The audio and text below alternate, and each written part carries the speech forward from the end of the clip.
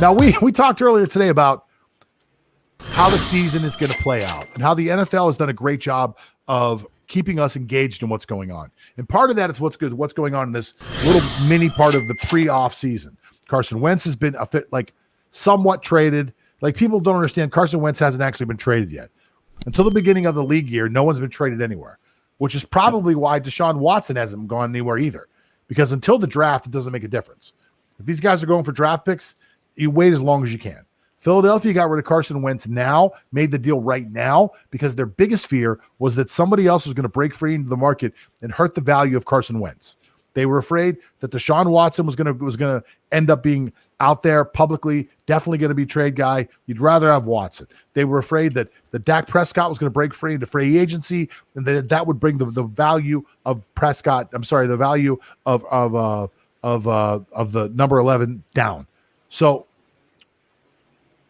where was I talking about? Oh, yeah. So I was talking about what's happening here with going on. You have a huge list of guys that are going to be cap casualties right now. Now, these guys haven't been released yet, but they're going to be released. They've already been informed that they will be released from their contract at the end of the new year, which is, I think, March 16th or 15th. It's coming up. March 16th is the end of the current NFL year. So March 17th is the first step. Yeah. Okay. All right. So who are the guys that we know right now are going to be released? Okay. So just like we predicted in our article for the NFC East team, so the Philadelphia Eagles are parting ways with both Alshon Jeffrey and Deshaun Jackson. So Jeffrey is still in his 4-year, $52 million extension, and he suited up for 7 games in 2020 and caught only 6 passes for 115 yards and a touchdown. So that's a dismal performance for somebody paid that high. And as for Deshaun Jackson, he was the fastest guy during his time, but this is not his time anymore. So unfortunately, father time just caught up with him. His production went down, and who knows if this will be the last stint in his glorious career in the NFL. You know, Deshaun Jackson's a real shame. I really love that guy's game. He was a game breaker every time he was on the field. At any moment, Deshaun Jackson could have gone for 200 yards receiving and then had another 150 yards in returns. Any time he could have gone like that. The guy just couldn't stay healthy. It's really just a shame. Just as there's something to be said for those small receivers, those really dynamic athletes. Some of them most of them actually just can't stay healthy and stay on the field. NFL's a rough game. Who else you got? Okay, so the highest team with the cap deficit are the New Orleans Saints. So they have like over $69 million over the cap. So they need a lot of shedding to do. And they're starting it with one of their offensive linemen. So they are letting go of offensive guard Nick Easton. And letting him go will save them $5.875 million in cap money. So aside from him being a cap casualty, actually he doesn't make sense being in the roster anymore because they already have Andrew Speed and Cesar Ruiz. So he mainly serves as a backup. So that is the start of the cost cutting for the Saints, and they still have a long way to go after this. Yeah. That cap situation is an absolute mess. Let's imagine that they had the extra 15 or 20 million that they would have had if there was no COVID. They were still going to be 30 or 40 million over the cap. Like, it was still going to be a mess. Now, I think for the Saints, I think we're eventually going to hear that Drew Brees is going to retire. I don't know what his dead money look is. I don't know how that's going to work out, but that's going to be a huge hit. Saints are going to be a real like Saints, Steelers. You know, to me, those are two of the teams that are usually competitive that are going to struggle to be competitive this year because, unfortunately, they were going to be in bad salary cap positions anyway. They pushed money into the future so much, restructuring contracts, and I don't know how they're going to get out of it. I don't know how either team's going to put together a team.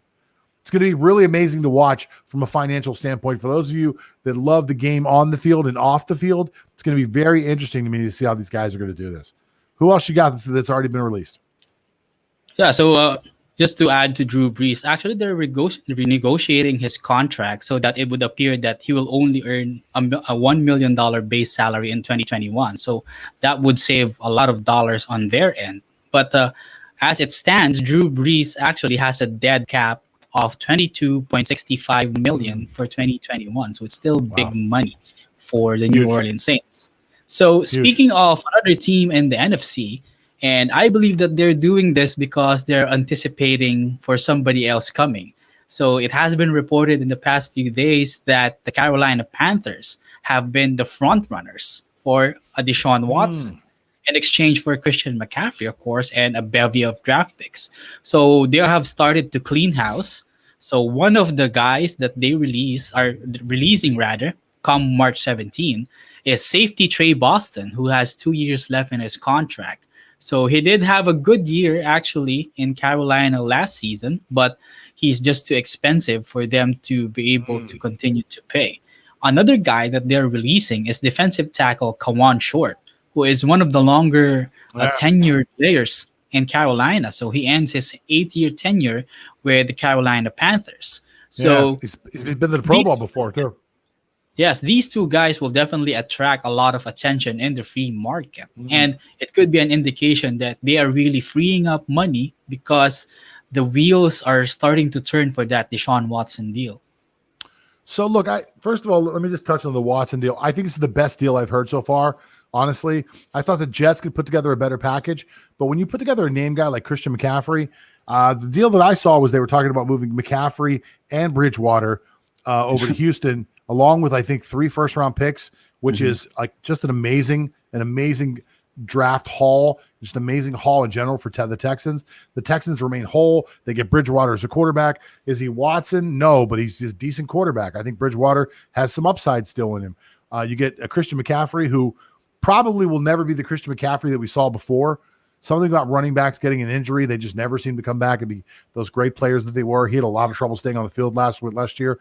But if you get a semblance of what he was, just a hint of Christian McCaffrey, you keep the fan base kind of happy.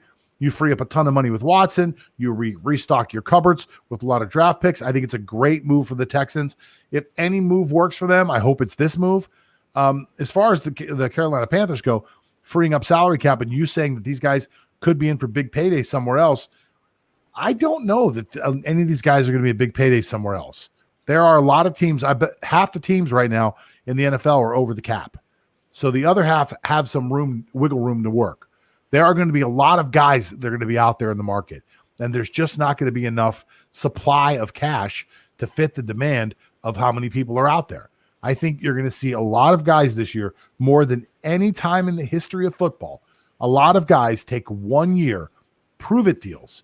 Like, I'm going to take a 1-year deal for $2 million. I got 6 last year. I'll take 2. Give me into a decent team. Let me prove that I can actually play 1 more year, put together a great year, surround me with a bunch of other guys that are good so I look even better. And next year, when the cap hopefully goes up to where it should have been, I can sign that one big mega deal for me. That's what I think is going to happen. Yeah, apparently a lot of players do not have that leverage to negotiate right now, given the financial situation. So they really have to take less money in this year and go to shorter term deals in hopes of the cap getting higher in 2 or 3 seasons. So the last person on our list is from the Denver Broncos. So they are already parting ways with AJ Bouye. So the former Pro Bowl quarterback, played just 7 games for the Broncos in 2020 and had 23 tackles and 6 defended passes. But that kind of production wouldn't cut it if the Broncos were still to pay his $13.2 million salary. So with those kind of numbers, he's an easy cut for Denver. I'm kind of waiting for Von Miller. I think Von Miller might be a cut out there too. I know a lot of people have been talking about it, but you get rid of the corner, you get rid of the defensive end, you free up $25 million in cap space. I mean, those are 2 moves that can get you $25 million. That helps so much. Now, I did also hear a rumor that Denver was making these moves because they were going to take a shot at Deshaun Watson. But I don't see any scenario where Deshaun Watson can package together. Where Denver can package together enough to get Deshaun Watson. But I will say, I think that if Deshaun Watson went to Denver, the teams I've heard, the Jets, Denver, and I've heard Carolina. Out of any 3 of those teams, if Deshaun Watson went to Denver, Denver's loaded with talent. Like, Denver has a lot of up-and-coming, good young wide receivers, a loaded backfield. They've got a decent tight ends. They've got an okay offensive line. Denver's a team where he could go out there right away in that really light air and that big arm. He could go out there and really make some noise really, really fast. So that would be a surprising move to me. But it's really interesting, Lance. I love the list that you put together.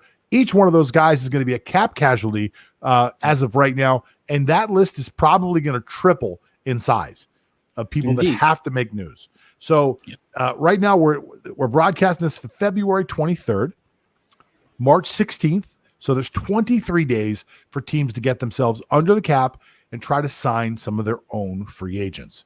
So it's going to be tough. Most teams have somewhere in the neighborhood of 15 to 25 free agents off their team, off their 52-man roster. So it's going to be very, very tough for them to get under the salary cap. Now, we got a couple more segments coming up. Before we go any further, I just want to remind everybody, and I did mention it earlier in the show, I'll throw it out there one more time just for fun, that we do have the $2 Sports Club over at What's on Sports. And if you want to know what the $2 Sports Club is, it's lots and lots of good stuff. One of the most important things, the most important values that you're going to get out of the $2 Sports Club is you're going to get access to my brand new book, The Score Metric Secret. Now, if you don't know who I am, my name is John Todora, and I'm the sports trader, and I trade sports just like other people trade stocks. The models that I've created have literally, not figuratively, literally made people millions of dollars. If you'd be following along with the models that we prepared for this season alone with our back-tested historical analytics, you would have made yourself 97% on your money already. So imagine you put $1,000 into a bankroll and you didn't bet it all at once. You used it in small increments, just like we tell you to do. You would now have $1,900 2 months into the basketball season.